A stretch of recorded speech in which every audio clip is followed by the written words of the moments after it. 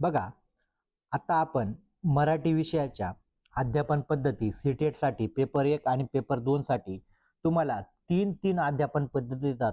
3 अध्यापन पद्धती पेपर 1 मध्ये येतात आणि 3 अध्यापन पद्धती पेपर 2 मध्ये विचारले जातात.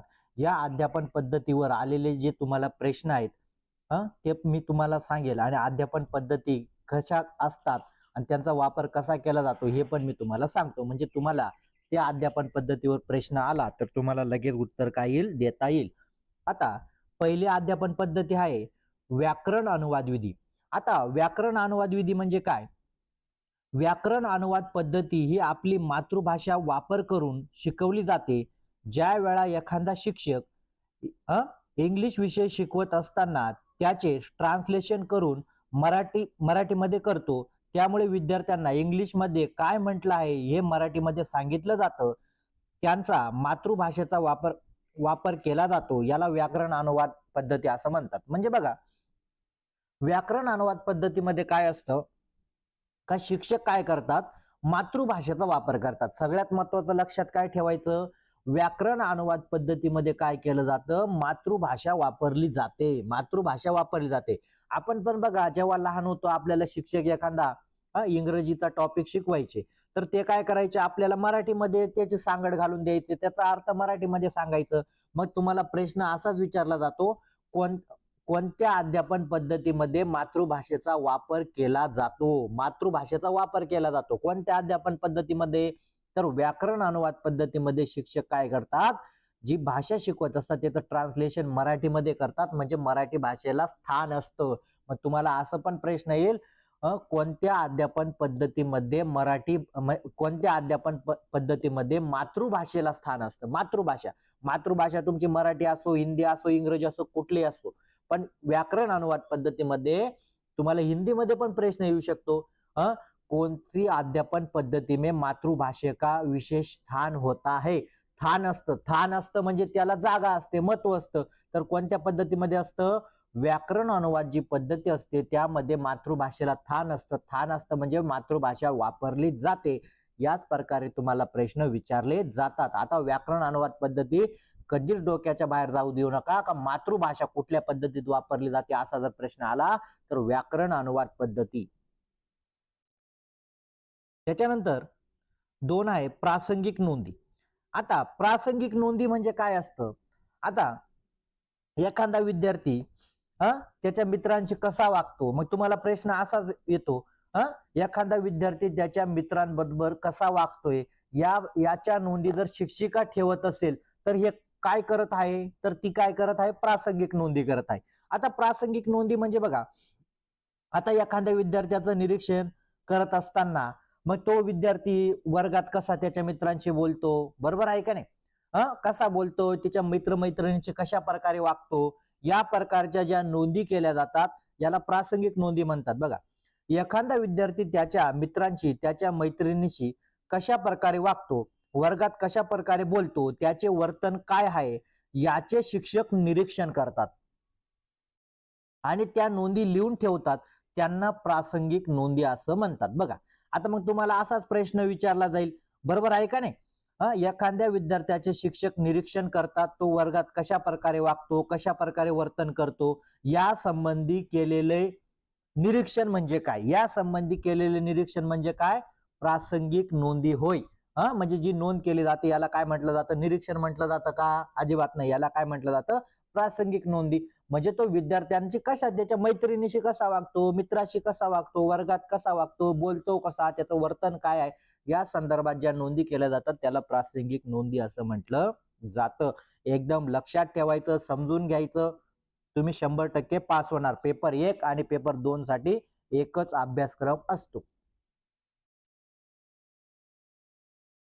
आता त्याच्यानंतर आहे निदानात्मक मूल्यमापन. आपण याला नैदानी चाचणी पण म्हणतो. काय म्हणतो? निदानात्मक मूल्यमापन, नैदानी चाचणी. आता निदानात्मक मूल्यमापन काय केलं जातं, नैदानी चाचणी काय घेतली जाते, काय घेतली जाते नैदानी चाचणी?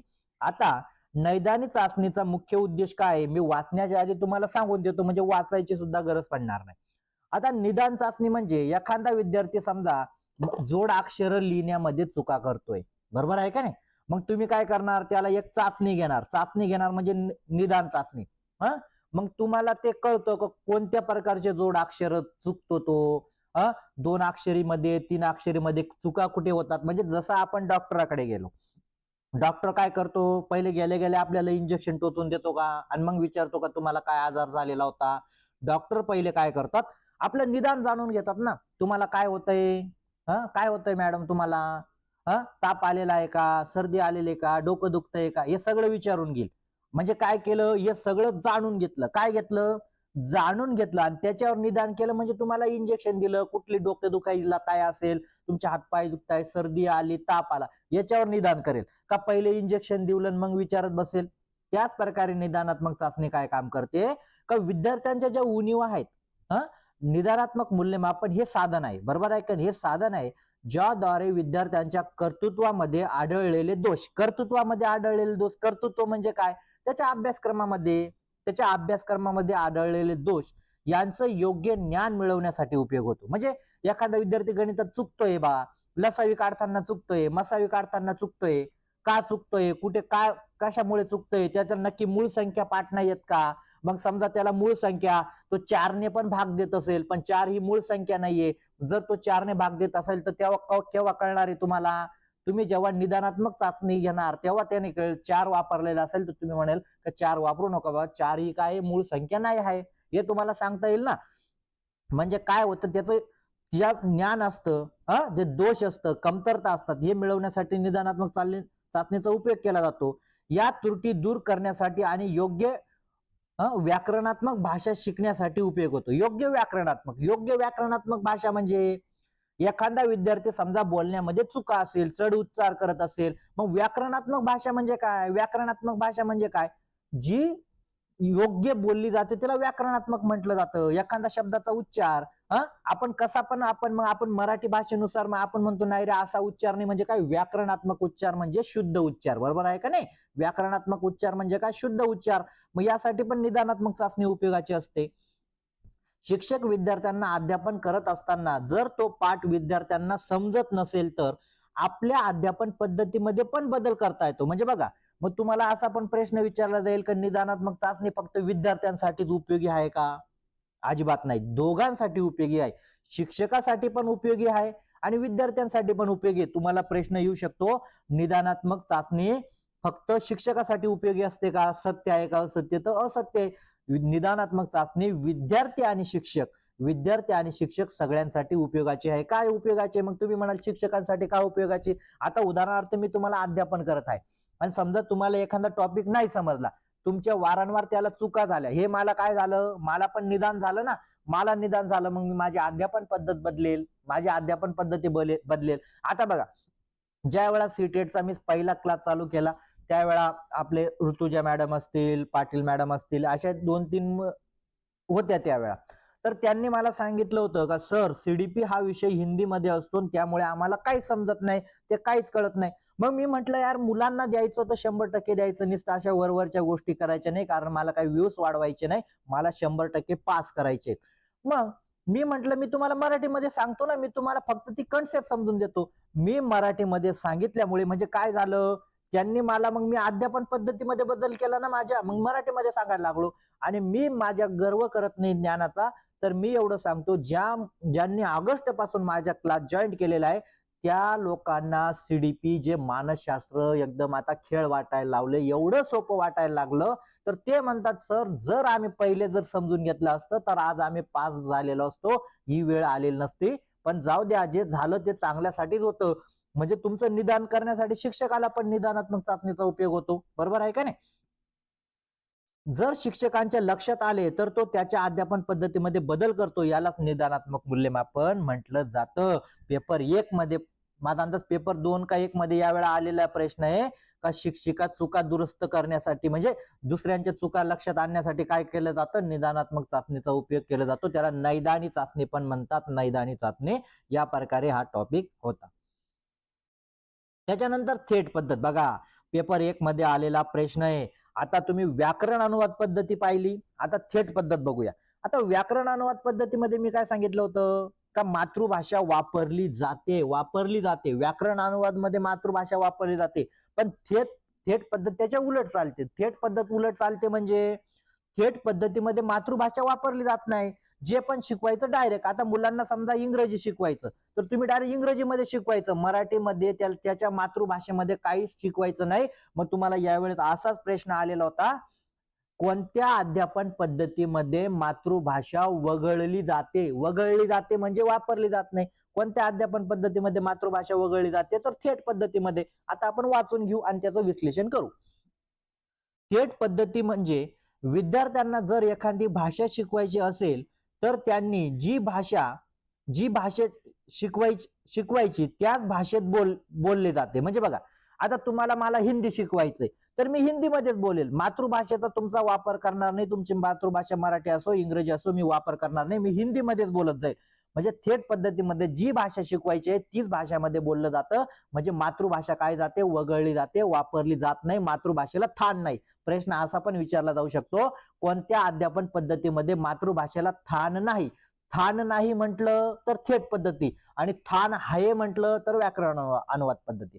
बघा, मातृभाषा वापरली जात नाही. उदाहरणार्थ, ज्या वेळा आपण इंग्रजी म्हणजे इंग्लिश स्पीकिंग कोर्स करतो त्यावेळा आपल्याला फक्त इंग्लिश मध्येच बोलले जाते, मराठीमध्ये बोलले जात नाही. म्हणजे थेट पद्धत अशी पद्धत आहे, त्या पद्धतीत मातृभाषा वगळली जाते म्हणजे वापरली जात नाही, ज्याला थेट पद्धत असं म्हटलं जातं. बघा, आता तुम्हाला चांगलं समजलं असेल, व्याकरण अनुवाद मध्ये मातृभाषा वापरली जाते, थेट पद्धतीमध्ये मातृभाषा वापरली जात नाही. मग तुम्हाला प्रश्न असाच आला होता यावेळा पेपर 1 मध्ये मराठीमध्ये. नसेल विश्वास तर बघून घ्या, कोणत्या अध्यापन पद्धतीमध्ये मातृभाषा वगळली जाते. मातृभाषा वगळली जाते म्हटलं तर थेट पद्धत, आणि मातृभाषेला स्थान आहे किंवा मातृभाषा वापरली जाते तर व्याकरण अनुवाद पद्धती. बघा, एक पण एकदम सोप्या पद्धतीने मी तुम्हाला सांगितलं.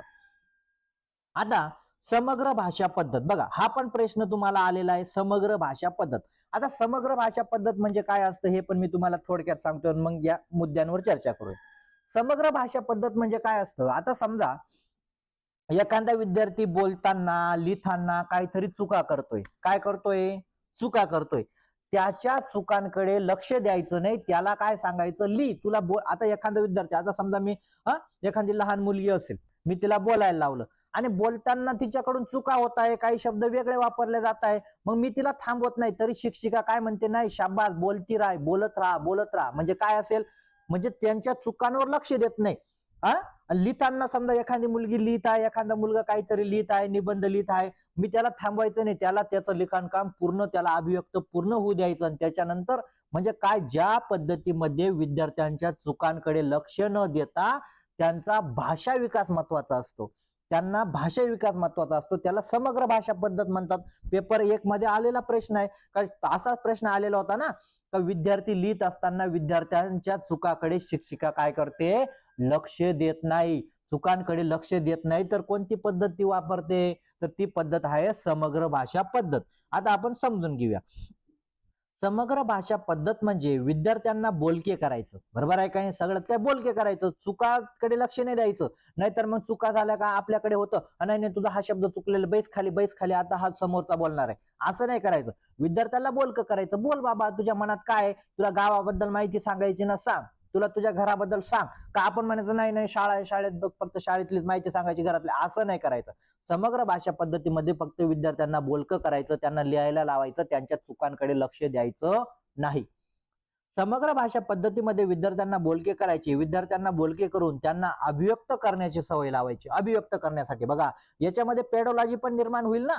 अभिव्यक्त विद्यार्थ्यांसाठी जर तुम्हाला त्यांना बोलकं करायचं आहे तर तुम्ही काय केलं पाहिजे, त्यांना पुस्तकं दिली पाहिजे का, नाही, त्यांना अभिव्यक्त होण्याची संधी दिली पाहिजे, अभिव्यक्त होण्यासाठी प्रोत्साहन दिलं पाहिजे, प्रकटीकरणाचं प्रोत्साहन दिलं पाहिजे. म्हणजे तुमची पेडोलॉजी पण तयार झाली असेल.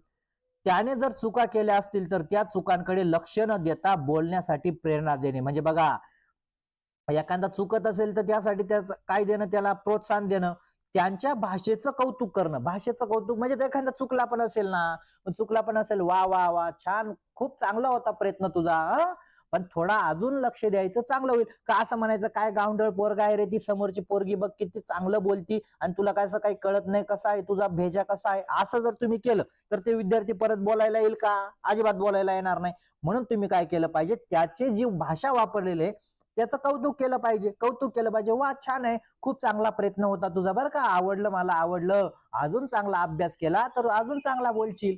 म्हणजे काय दिलं पाहिजे, तुम्ही त्याचं कौतुक केलं पाहिजे. सर्व विद्यार्थ्यांसमोर आपले मत मांडण्यासाठी प्रवृत्त करणे याला समग्र भाषा पद्धत म्हणतात. सर्व विद्यार्थ्यांसमोर आपलं मत मांडण्यासाठी, आपलं मत म्हणजे माझं नाही, त्या विद्यार्थ्यांचं मत मांडण्यासाठी तुम्ही काय केलं पाहिजे, त्याला प्रोत्साहन दिलं पाहिजे. का बोल. आपल्या वेळेस काय व्हायचं, एखादी मुलगी किंवा एखादा मुलगा बोलायला लागला तर वर्गातले लगेच हसायचे, आपण लगेच शिक्षक म्हणायचे दात नका काढू रे, दात नका काढू. मग ते हसायला लागल्यावर ती मुलगी असेल किंवा मुलगा असेल तो घाबरून जायचा. मग तो नाही सर मला नाही बोलायचं, मुलगी म्हणेल सर मला नाही बोलायचं, सगळे हसतात. मग आपण काय केलं पाहिजे, त्याला अभिव्यक्त होण्यासाठी प्रोत्साहन दिलं. अरे जाऊ द्या ना, हसणाराचे दात दिसतात, हसणाराचे दात दिसतात, तू बोल, यांना काय तू बोल. म्हणजे काय दिलं पाहिजे, तुम्ही त्यांना प्रोत्साहन दिलं पाहिजे, आपलं मत मांडण्याची संधी दिली पाहिजे.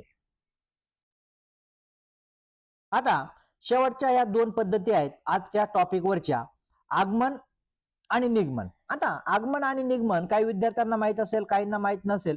एक वेळा जयश्री मॅडम म्हणून आहेत, त्यांना माहित नव्हतं, तर मग मी त्यांना ते सांगितलं. पण आज पण त्यांनी जर व्हिडिओ बघितला तर खूप चांगलं होईल, कारण तुम्ही असे समजूनच, कारण माझं म्हणणं काय, आपल्या ग्रुप जेवढा आहे 101% एक पण विद्यार्थी अपात्र व्हावे, सगळे पास झाले पाहिजे, हा माझा उद्देश आहे. आता आगमन आणि निगमन विधी काय असते, मी वाचण्याआधी तुम्हाला माझ्या भाषेत सांगून देतो, वाचलं नाही तरी चालेल.